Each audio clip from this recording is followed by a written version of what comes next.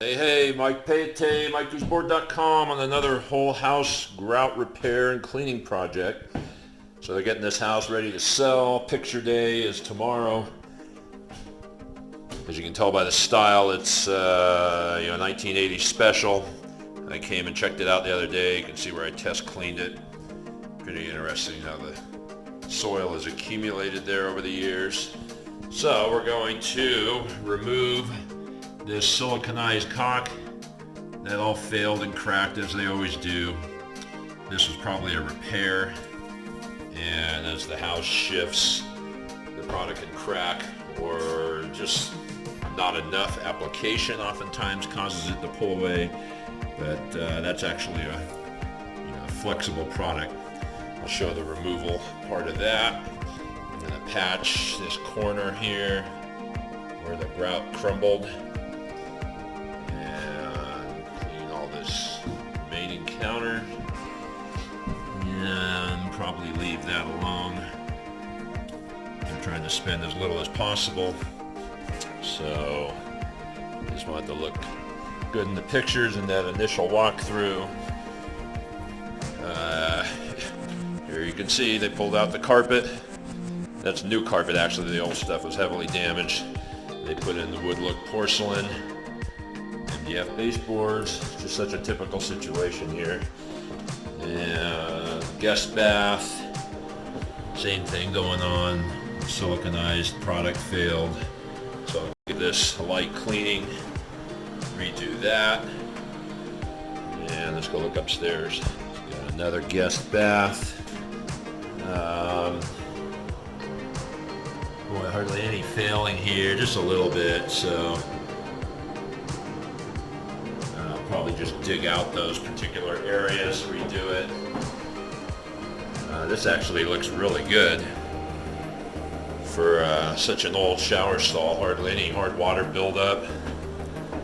New shower head, no buildup there. All the tub silicone looks good. Leave that alone. Let's go look at the master bath. All right. Well, this floor grout, pretty dirty. See a clean spot there. Boy, there's a super high glaze on that tile. And then that's failed. Failed quite a bit there. Lightly soiled. And one more shower.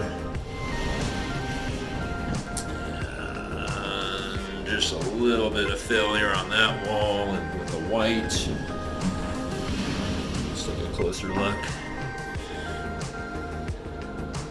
Not bad at all. So I priced this project at I don't know, 950-ish or something. They jumped all over it. So not a little bad project for a day like today during Armageddon here.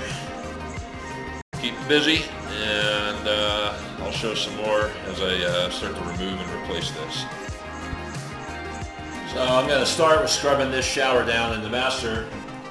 Got my favorite shower stall cleaner going, mixed up. Going to try this new underbrush from Home Depot, old trusty. And for hitting the walls, I love these upholstery mitts. And look at this new glove I got. Goes all the way up. If I didn't have this sweatshirt on, it'd go all the way to my shoulder. But when you're doing the wall, that stuff runs down, gets in all the way to your elbow, and zings you pretty good, especially when you're using an acid. Got this glove at Harbor Freight, $6-7.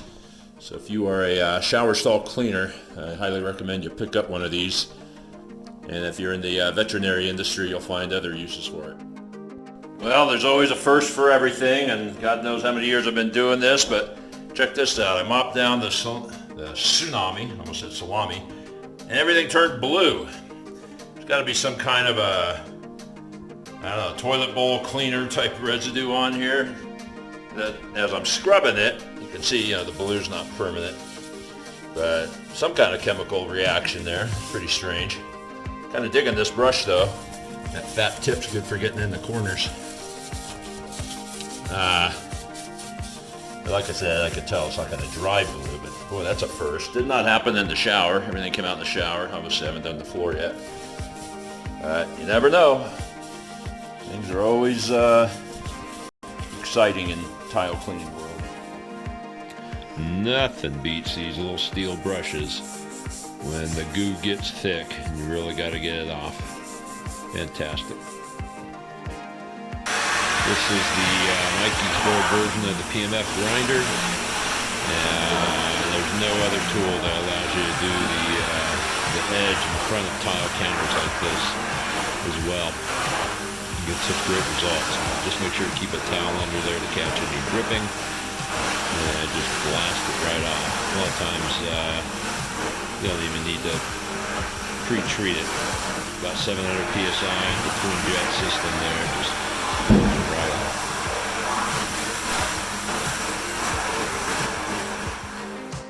Here's the kitchen counter after I removed most of the siliconized caulking. And you can see the hammer and chisel there is needed to get some remaining grout that was out of this area. And the guest counter with all the caulking removed. And then we move back down into the kitchen here where I just removed it all from that little extra island. And got it all out with some fairly large gaps there.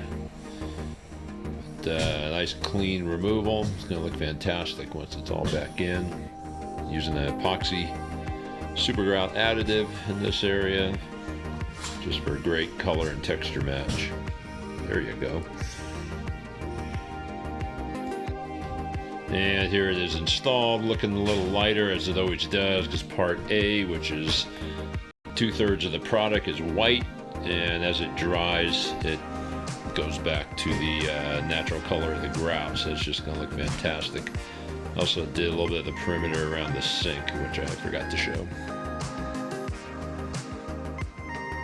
Bathroom counter all completed, looking fantastic. Well, I got the house looking perfect. Whether or not it sells during all this BS going on right now this week, who knows, but I certainly did my part and I was grateful for the work. Here's the kitchen counter during the estimate, and really weird the way it was soiled up like that. Never seen this before. And here it is after cleaning. Huge difference. Homeowners are very happy.